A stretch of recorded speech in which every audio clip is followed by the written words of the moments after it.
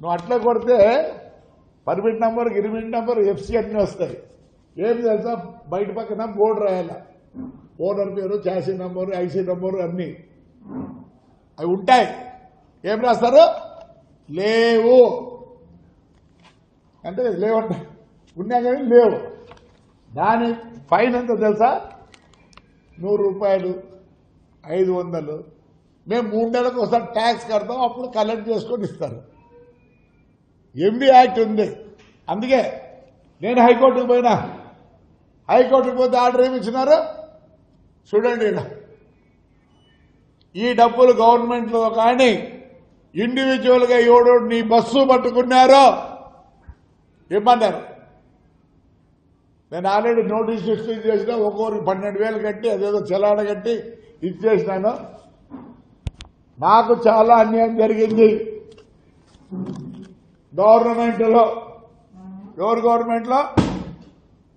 వైఎస్ఆర్ గవర్నమెంట్లో. నేను ఈ గవర్నమెంట్ ఏమనుకో, చంద్రబాబు ఒకవేళ నేను పోయి అడిగితే అన్ని చేస్తాడు నాకే. But I have to prove my self. లేదంటే రేపు ఆయన అంటారు. దీంట్లో సీతారామాంజనులు మెయిన్. సీతారామాంజులు వదలను. వాడు పేరుని నాని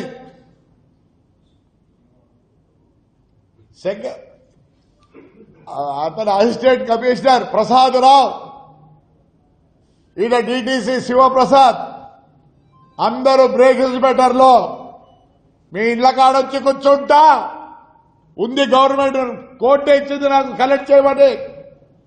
ఈరోజు నేను బస్సు కొనాలి, 50 లక్షలు కావాలి. నా బండ్లు అన్ని సిలువు పట్టి టైర్లు పై కరి మొత్తం అయిపోయింది. దానికి తోడు వైఎస్ఆర్ వాళ్ళు 2-3 బస్సులు కాల్చినారు ఆడ పార్క్ చేసి ఉంటే. ఎవరంటే నేను నష్టపోయినా పర్వాలే, నా భార్య, నా కోడలు, ఇవన్నీ మా ఎమ్మెల్యే వాడి ప్రభుత్వాలతో ఏం రూలు రెగ్యులేషన్ ఉండవా? నేనైతే చెప్తున్నా, ఈ రోజు నుంచి 10 రోజుల లోపల ఎస్పీ కూడా ఇచ్చి వచ్చిన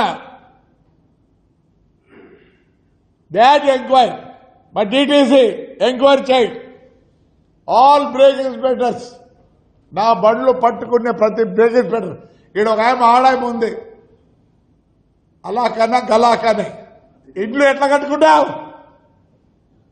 అట్టిక ఏం రాసావు?